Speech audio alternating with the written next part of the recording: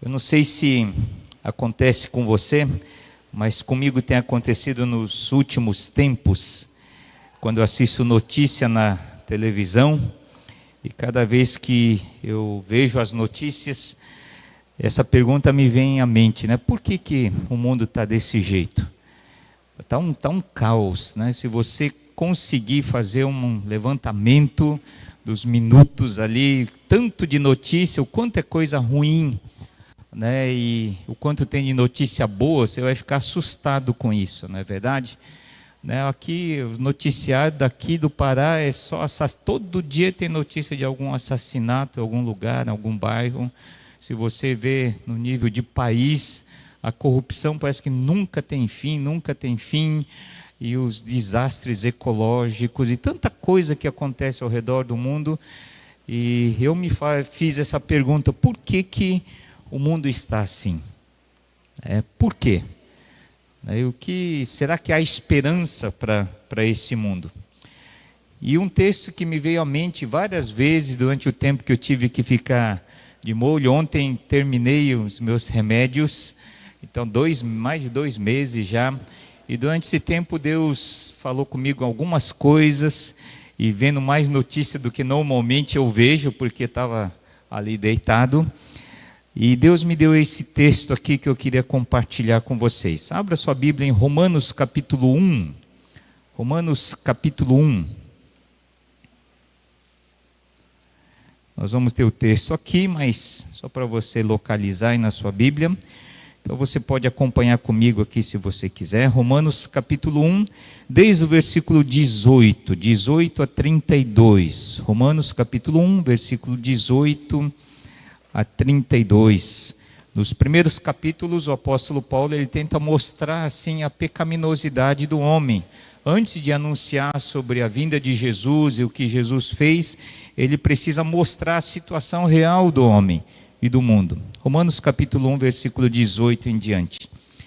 Portanto, a ira de Deus, essa ira de Deus não é uma ira como a humana. A ira humana é cheia de raiva, é cheio de vingança. Essa ira, como nós conhecemos a palavra em português pelo menos. Mas a ira de Deus é diferente, é uma ira santa no sentido de direcionada ao pecado unicamente.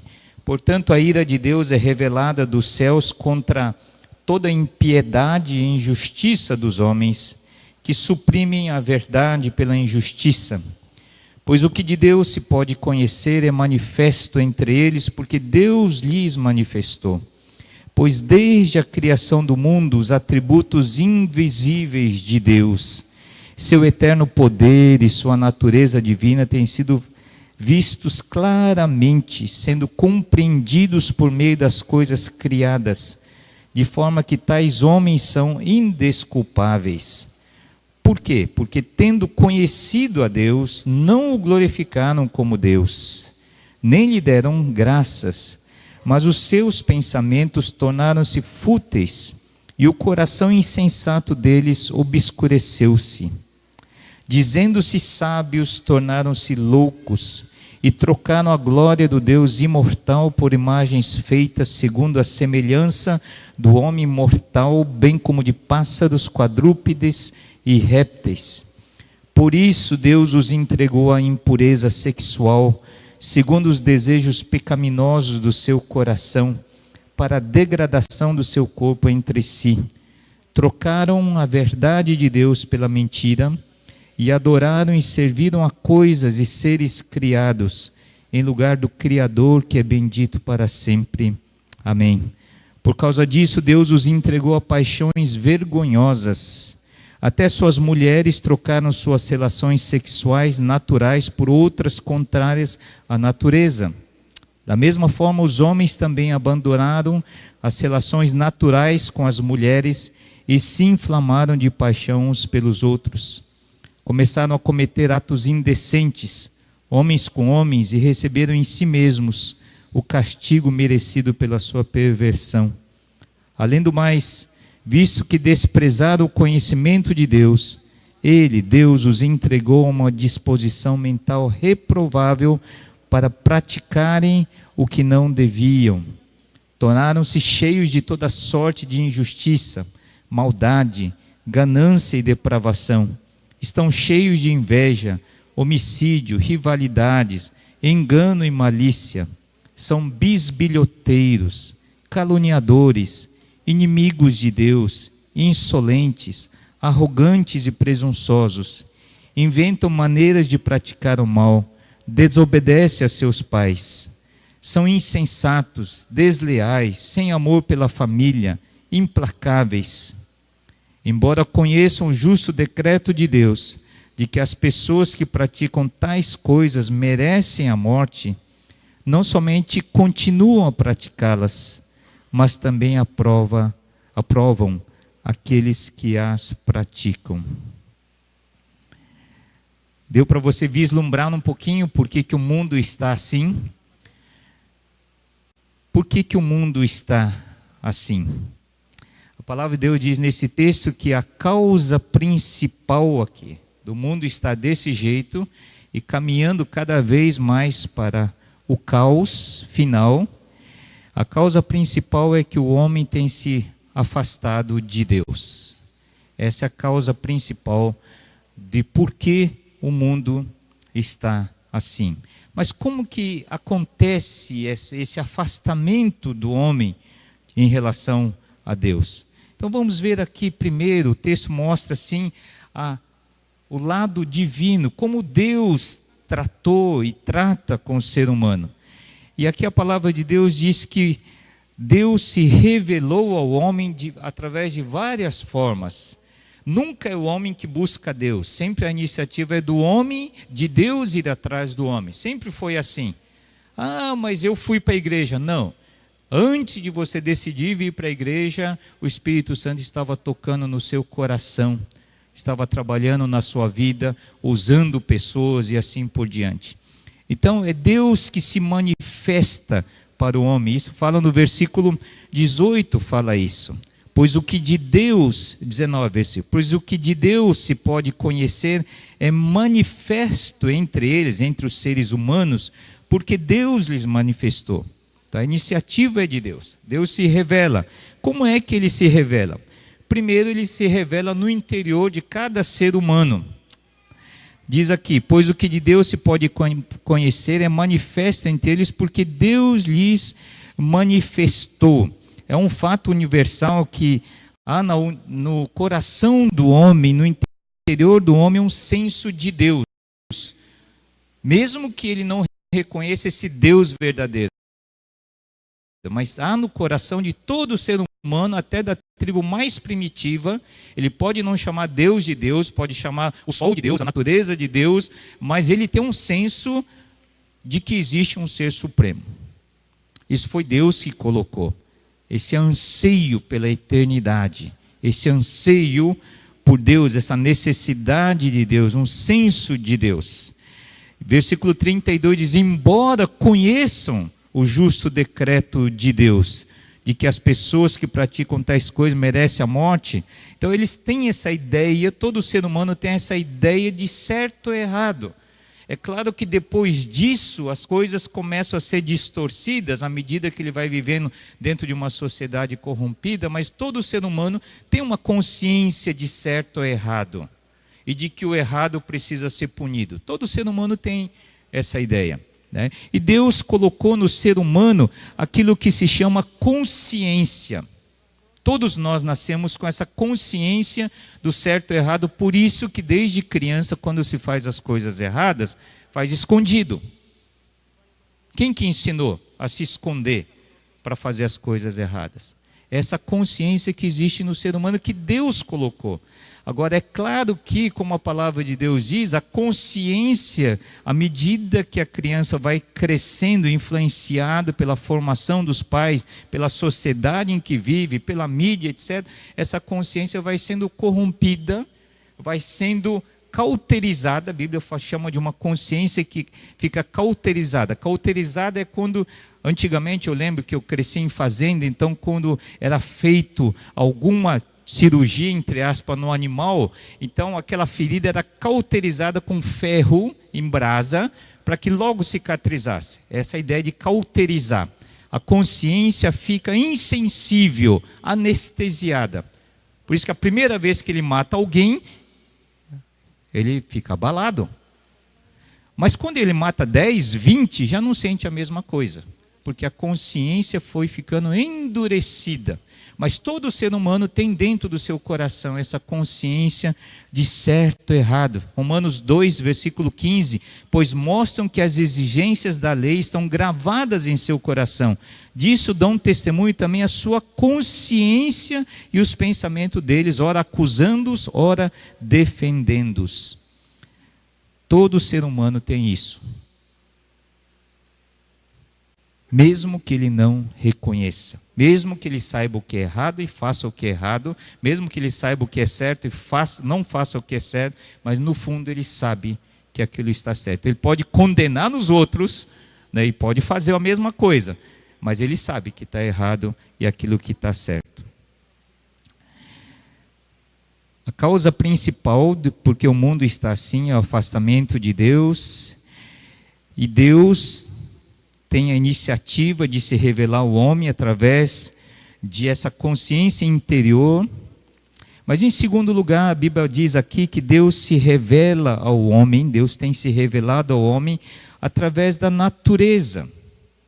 Pois desde a criação, diz o versículo 20, os atributos invisíveis de Deus, seu eterno poder e sua natureza divina têm sido vistos claramente, sendo compreendidos por meio das coisas criadas. Desde a criação, Deus se revela através da natureza.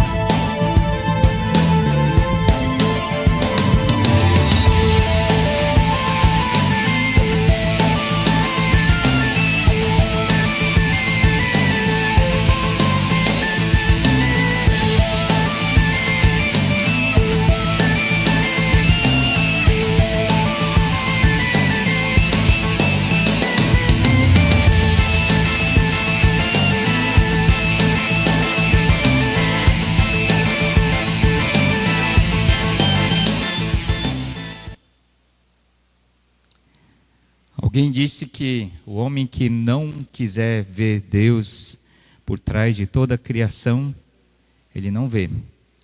Mas toda pessoa sensata, honesta, ou através de um telescópio, ou através de um microscópio, ele não tem como negar a existência de Deus. Primeiro, o astronauta russo, que foi para o espaço, ele olhou lá de cima e disse: não vejo Deus. Deus tem se revelado através da natureza desde a sua criação. É assim que tem sido feito. Por isso que Salmo capítulo 19, versículo 1 diz: os céus proclamam, numa outra versão, declaram a glória de Deus, e o firmamento proclama a obra das suas mãos. Se você quiser, pode ver como o autor de Eclesiastes, né? Que ele disse assim: o sol nasce num lugar e se põe no mesmo lugar, todo dia a mesma coisa, que canseira. Ou você pode, através de um pôr do sol, através da natureza, você pode enxergar Deus por trás. Tudo depende do coração, da forma como enxergam as coisas. Por que o mundo está assim? A causa principal é o afastamento de Deus. E como isso acontece? Deus se revela para o homem, só que o homem, como é que ele reage a tudo isso? A palavra de Deus diz que apesar de toda essa revelação de Deus, o homem rejeita esse Deus. Ele não aceita. Veja ali, e como que ele rejeita isso? Primeiro, reprimindo a verdade. Versículo 18 diz: a ira de Deus é revelada dos céus contra toda a impiedade e injustiça dos homens que suprimem a verdade pela injustiça. O verbo suprimir significa impedir, abafar, repelir, lutar contra. Deus se revelando para o ser humano através da sua consciência interior, através da natureza que ele enxerga todo dia, né? Não só na criação, mas na sustentação do universo. Porque Deus não apenas criou, mas Ele sustenta. A palavra de Deus diz: pela palavra do seu poder Ele sustenta. Se o sol estivesse um pouquinho mais perto da terra, nós morreríamos queimados. Se o sol estivesse um pouquinho mais longe da terra, nós morreríamos congelados. Quem é que sustenta para que nenhuma desses asteroides e não sei tanta coisa aí, de bater na terra? Quem quiser enxergar, enxerga Deus. Agora, quem não quer enxergar, ele não vai enxergar de forma nenhuma. Reprimindo a verdade, abafando a verdade. Em segundo lugar, ele rejeita, recusando a verdade. Porque tendo conhecido a Deus, não o glorificaram como Deus, nem lhe renderam graças. Apesar de conhecer, de Deus se revelar ao homem, mas o homem rejeita isso. Propositadamente ele rejeita, recusa essa verdade. Em terceiro lugar, o texto diz que não somente fazem isso, reprimem a verdade, recusam a verdade, mas eles rebaixaram a verdade na forma de uma idolatria. Diz o versículo 23, os homens trocaram a glória do Deus imortal por imagens feitas segundo a semelhança do homem mortal, bem como de pássaros, quadrúpedes e répteis. Trocaram, veja que o verbo, a ideia de idolatria é essa ideia de trocar. Você tira Deus do centro e coloca alguém ou alguma coisa no lugar. Trocaram a verdade de Deus pela mentira e adoraram e serviram a coisas e seres criados em lugar do Criador. O ser humano nasceu, todo ser humano nasce com o senso de adoração. Ele foi criado assim. Então, se não adora o Deus verdadeiro, ele precisa adorar alguém ou alguma coisa. E o primeiro Deus com letra minúscula que ele adora, quem é esse Deus? O texto diz aí: imagens feitas segundo a semelhança do homem mortal. A gente pensa que idolatria é apenas se curvar diante de um ídolo feito de barro ou de metal precioso A primeira grande idolatria que somos tentados quando nos afastamos de Deus é adorarmos a nós mesmos. O eu toma o lugar de Deus. Depois de reprimir a verdade de Deus, se recusar a aceitar e reconhecer a glória de Deus, o ser humano fica sem um Deus. Mas ele precisa adorar um Deus. Então ele começa a adorar, ele constrói o seu próprio Deus. Isso não acontece somente com pessoas pagãs. Às vezes, mesmo conhecendo a verdade, como a maioria de nós conhecemos, isso é possível acontecer no dia a dia. Quando colocamos os nossos próprios desejos, sentimentos e aquela ideia de eu acho, eu me torno meu próprio Deus. Eu gosto, eu quero, eu desejo, é bom para mim. Então esse Deus começa a me governar. Ou senão eu coloco outras coisas, é a profissão, o trabalho, é a família, né? É minha saúde, né? São coisas, né? Bens, dinheiro, etc. Eu coloco, troco. Tiro Deus do centro e coloco esse Deus, com letra minúscula. É por isso que o mundo está desse jeito. E os resultados disso? Veja a sequência, Deus se revelando ao homem, sempre tentando se revelar ao homem, através dessa consciência interior, através da natureza de toda a sua criação, mas o homem rejeita. E qual o resultado dessa rejeição toda? Pelo lado divino, a palavra de Deus diz que a ira de Deus é revelada dos céus contra toda a impiedade e injustiça dos homens. Nós não gostamos dessa ideia de um Deus santo, de um Deus justo, um Deus que pune o pecado. Nós gostamos de um Deus que nos ama, que nos aceita. Agora não dá para separar e fatiarmos Deus. Ou nós aceitamos Deus na sua totalidade, um Deus justo e santo, que precisa punir o pecado, sim. E é tão sério para ele essa questão que ele matou o seu próprio filho para nos livrar, para nos salvar do pecado, do poder do pecado. Então, do lado de Deus é isso. E a palavra de Deus diz assim, versículo 24, 26, 28. Por isso Deus os entregou. Por causa disso Deus os entregou. Deus, Ele os entregou. Deus tomou a iniciativa de se revelar ao homem, o homem rejeita isso. Aí Deus fala assim, bom, você quer fazer? Então faça. Você já fez isso com seu filho? Teima, o filho teima, chega uma hora e fala assim, tá bom, a pior coisa que um filho pode ouvir do pai, faça o que você quiser. E foi isso que Deus fez com o ser humano. É isso que você quer realmente, é isso que vocês querem, então faça. Mas vai sofrer as consequências. E Deus os entregou. Deus deixou que o ser humano seguisse o seu curso e sofresse as consequências. Do lado humano, as consequências foram o quê? Em primeiro lugar, o texto diz que eles se tornaram fúteis. Versículo 21. Os seus pensamentos tornaram-se fúteis e o coração insensato deles obscureceu-se. Quando nos afastamos de Deus, nós perdemos a noção do que é mais valioso ou não. Então, coisas se tornam mais valiosas do que pessoas. Nós perdemos a prioridade da eternidade e nós fazemos a opção pelo imediatismo. Como Esaú fez. Vendeu o direito de primogenitura e todas as bênçãos que ele tinha como filho mais velho, mas porque ele tinha fome e ele queria agora, já. E ele jogou fora tudo aquilo. Ele se torna fútil, vazio, sem sentido, correndo atrás de coisas. Tornam-se fúteis no sentido de que é capaz o ser humano de matar o outro por causa de um par de tênis, por causa de um celular. Mata-se. Nem animal faz isso. O animal só mata o outro animal, seu semelhante, por sobrevivência. O ser humano faz isso por besteira, por futilidade.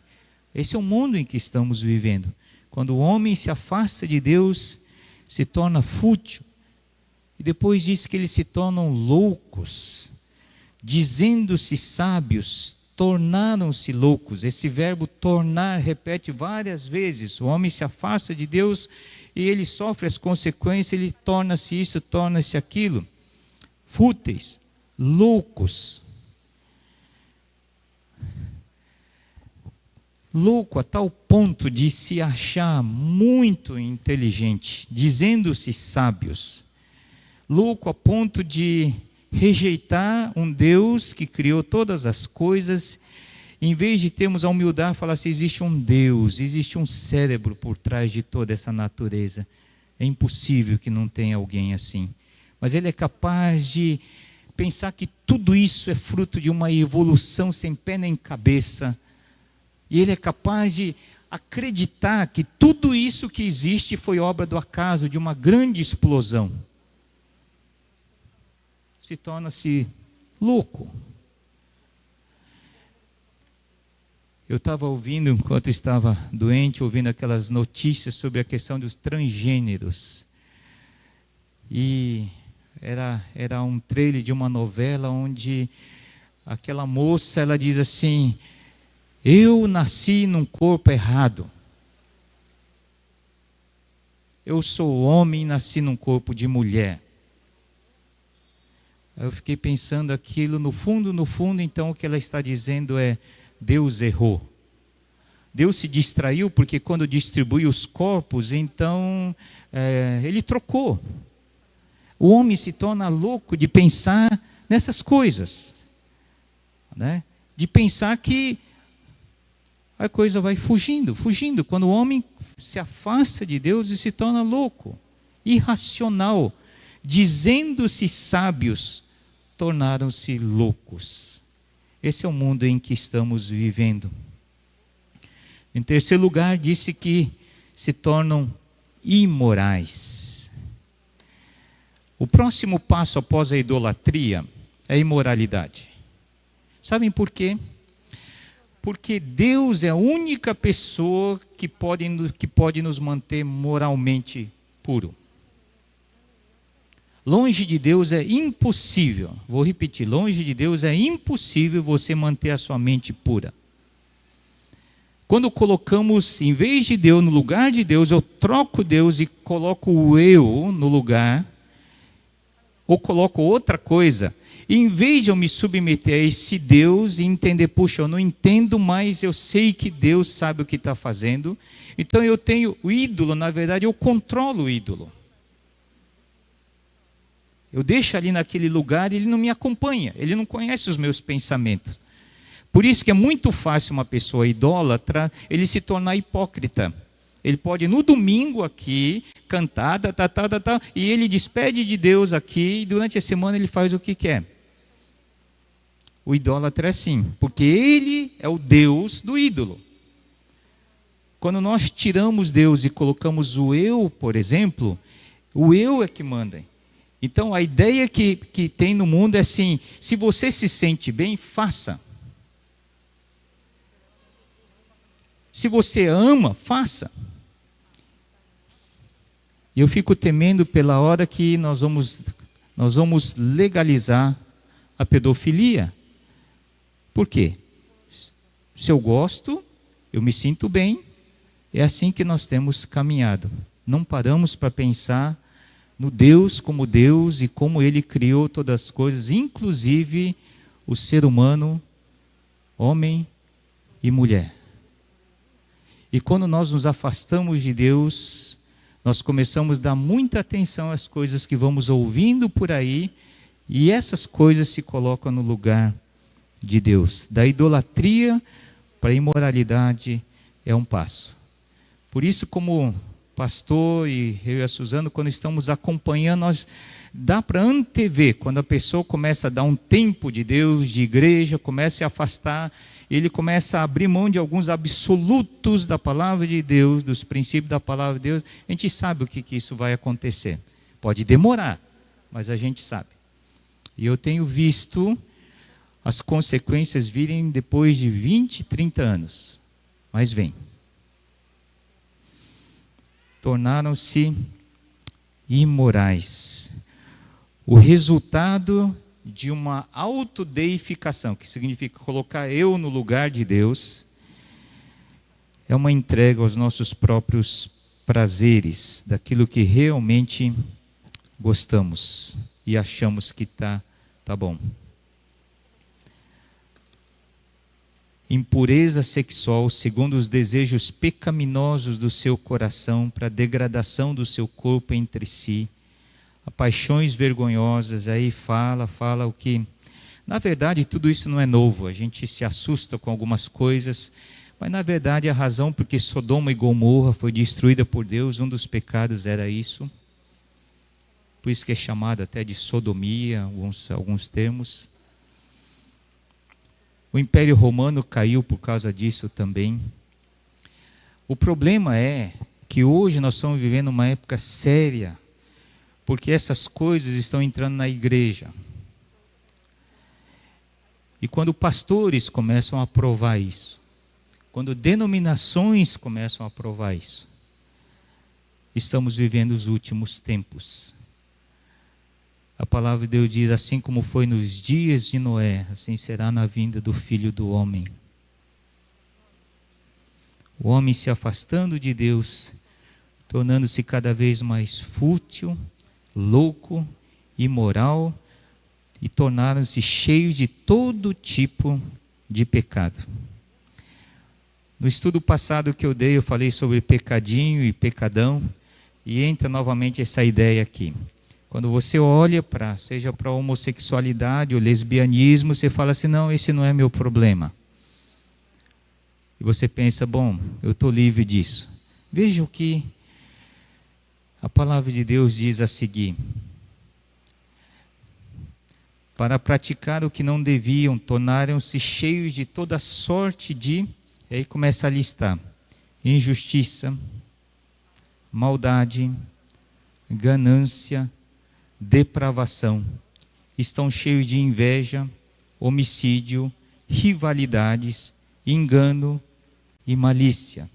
São bisbilhoteiros, caluniadores, inimigos do bem, de Deus, insolentes, arrogantes e presunçosos, inventam maneiras de praticar o mal, desobedecem a seus pais, são insensatos, desleais, sem amor pela família, implacáveis. Talvez você não enquadre no problema moral, como foi alistado nos versículos anteriores, mas quando nós nos afastamos de Deus, mesmo como cristãos, não levamos a vida a sério com Deus, nós não somos capazes de vencer esses pecados alistados aqui. E é interessante que, por exemplo, desobediência aos pais está enquadrado no mesmo pacote de pecados. A ideia de pecadinho e pecadão. Quando nós nos afastamos de Deus, nós não conseguimos vencer o pecado. Não temos forças.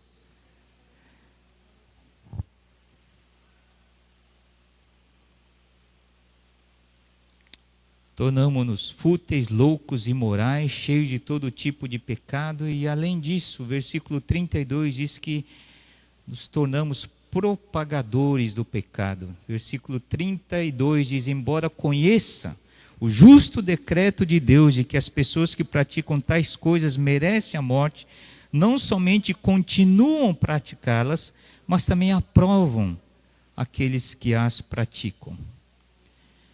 Quando fazemos algo errado, nós precisamos de apoio. Ou nós nos quebramos, reconhecemos que está errado, ou senão buscamos apoio. Apoio na posição de algum médico, apoio em algum livro, apoio em alguma notícia, em algum amigo, mas precisamos de apoio. Não gostamos de fazer as coisas erradas sozinho, precisamos de apoio. Então começamos a achar que é normal, porque todo mundo faz. Não somente continuam a praticá-las, mas também aprovam aqueles que as praticam. Não somente se rebelaram abertamente contra Deus, como também incentivamos os outros e aplaudimos. Se torna moderno aceitarmos certos tipos de pecados. Vocês já perceberam isso? A pessoa tem a mente aberta.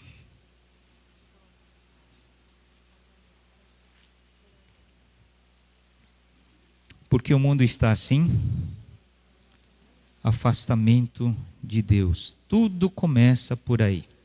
Quando eu digo afastamento de Deus, não é afastamento geográfico, então deixamos de vir para a igreja.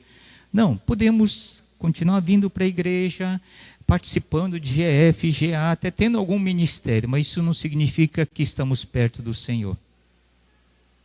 Os fariseus tinham toda a palavra aqui, mas não tinham aqui no coração. E é possível, como aquele filho pródigo, não aquele que saiu de casa, mas o filho mais velho, que ficou na casa, mas o seu coração nunca esteve perto do Pai. Então essa palavra para mim de Romanos é para mim, é para você, irmão. Para vivermos numa época como essa. Não adianta só olharmos para fora e ai desse pessoal aqui, que coisa, o mundo está assim. Mas a pergunta é como o meu coração está diante de tudo isso. Porque o problema de respirarmos tanta coisa errada é de repente começarmos a achar que é normal e de repente começamos a fazer concessões. O afastamento de Deus acontece a passos curtos. Nunca é de uma vez, mas a passos curtos, fazendo concessões aqui e ali.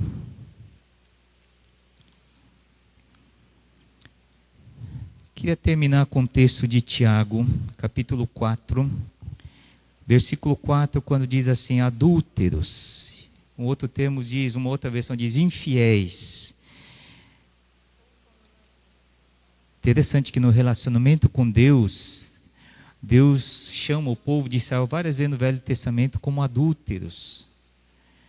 Porque eles tinham um relacionamento, deveriam ter um relacionamento com Deus, mas eles eram infiéis. E essa é uma palavra para nós. Vocês não sabem que a amizade com o mundo é inimizade com Deus? Quem quer ser amigo do mundo, faz-se inimigo de Deus. É impossível se afastar de Deus e permanecermos num campo neutro. Jesus disse, quem comigo não ajunta, espalha. Então não há uma linha do meio onde eu não sou nem de Deus e também não sou do outro lado do inimigo. Não.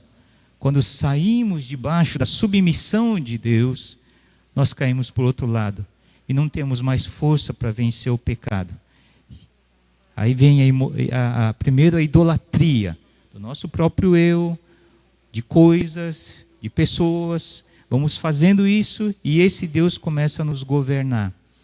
E facilmente a idolatria leva para a imoralidade, que talvez não esteja na ação, mas toda a imoralidade começa aqui, dentro da nossa mente.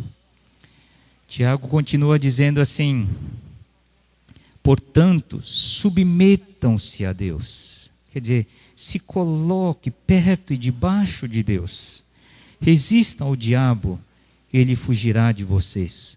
Aproximem-se de Deus e ele se aproximará de vocês. O Bruno comentou sobre isso, né? Pecadores, limpem as mãos, e vocês que têm a mente dividida, purifiquem o coração.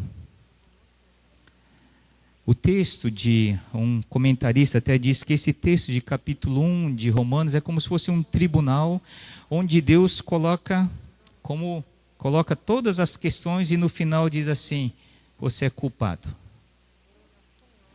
Mas nós invertemos isso e nós colocamos Deus como réu. Falar, eu não quero Deus, eu quero um Deus assim, por isso que a idolatria nos atrai, porque nós arranjamos um Deus que é conveniente para nós. Infelizmente até igrejas evangélicas têm caído nisso, onde a criatura fala para o Criador o que ele tem que fazer ou não. Está tudo invertido. Começamos a adorar a criatura em vez do Criador. Durante o tempo que eu estava de cama, esse cântico falou muito ao meu coração. Cada vale que eu passo assim, tem alguma música que Deus usa para, além de alguns versículos, algumas músicas que ficam marcadas, e essas músicas, quando eu lembro, eu ouço essas músicas, eu me remete a uma certa situação. Então, eu estava falando até no nosso grupo de GF que é muito importante que a gente não só fique olhando lá para a tela, lá, mas que decoremos ou tenhamos no celular as músicas, porque Deus usa, né, se a música é boa, a letra é boa, Deus usa isso naquelas horas que precisamos ouvir, né, a palavra do Senhor. E essa música fala exatamente isso, que Deus é Deus. Independente do que eu ache ou não, independente do que Ele faça ou não, Deus é Deus. E quando nós nos aproximamos de Deus, não para questionar, mas falar: Deus, Tu és grande, Tu és o Criador de todas as coisas. E o Senhor não precisava de mim, mas mesmo assim o Senhor me amou. Então, quando eu reconheço a soberania de Deus, o poder sobre todas as coisas, eu me coloco num devido lugar, que é da criatura adorar o Criador. Aí a nossa vida começa a ter sentido. As coisas que acontecem começam a ter sentido. Inclusive olhar para as coisas, para o mundo, começa a ter sentido. Eu falo assim: isso não é por acaso. E a palavra de Deus diz que era assim, seria assim no fim dos tempos. Né? Então isso me ajuda a olhar, não somente assim de cima para baixo, mas olhar as pessoas com misericórdia e também ao mesmo tempo com a esperança de que o Senhor está para voltar. Então eu me coloco no devido lugar, e aí a palavra de Deus começa a vir, trazer à memória o que me pode dar esperança.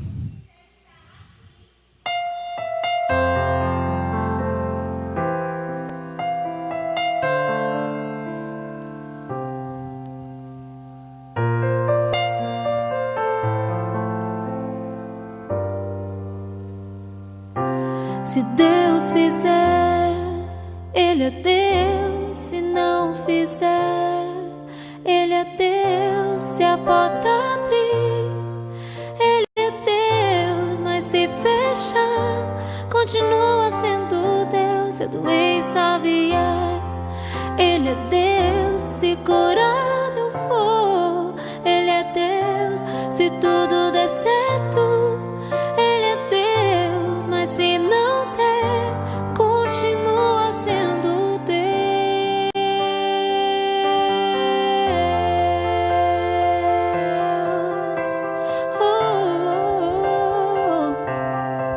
Ele é Deus.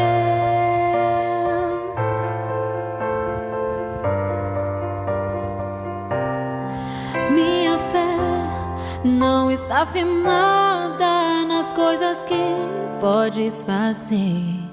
Eu aprendi a te adorar pelo que és. Dele veio, sim, eu amei. Somente dele, mais ninguém. A Deus seja o louvor.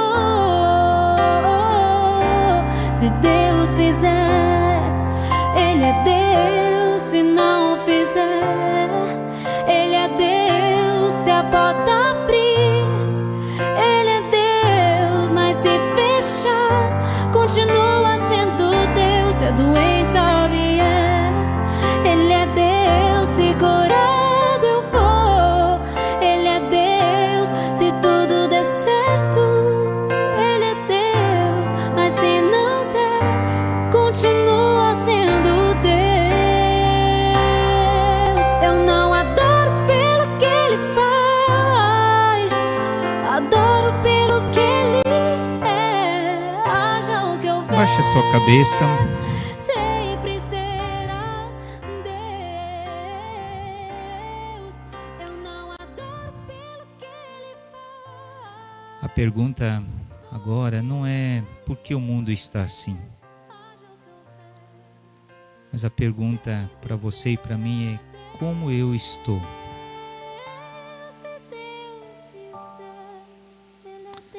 Não estou perguntando se você vem à igreja ou não, se você contribui, se você faz coisas. Mas nós sabemos se estamos longe do Senhor ou não.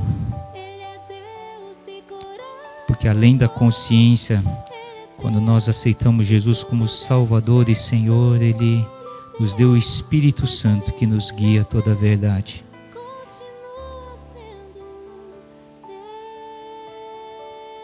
Então nós sabemos, porque Ele sonda os nossos corações, e nós sabemos se estamos longe do Senhor ou não.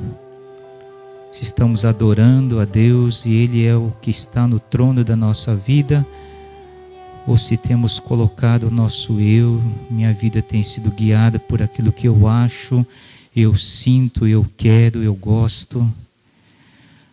Ou talvez eu tenha colocado pessoas e coisas no lugar de Deus. Se isso tem acontecido, facilmente isso vai levar a outros pecados. Porque a única coisa que pode nos manter afastado e termos vitória sobre o pecado, seja ela qual for, é estarmos perto do Senhor. É o temor a Deus, levar a sério. Então, se o Espírito Santo tem tocado em sua vida, tem iluminado alguma área que precisa ser acertada, quebrante-se diante do Senhor, porque perto está o Senhor daqueles que têm o coração quebrantado e contrito.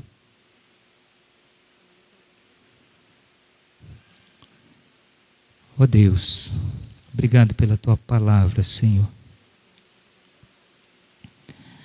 Obrigado porque esse texto aqui parece que foi escrito hoje e não há mais de 2000 anos.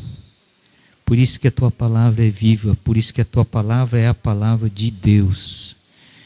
Eu peço, Pai, em nome de Jesus, que a Tua palavra faça o efeito necessário em cada vida nesta manhã. Não apenas entrando no nosso conhecimento intelectual, mas mexendo lá dentro mesmo.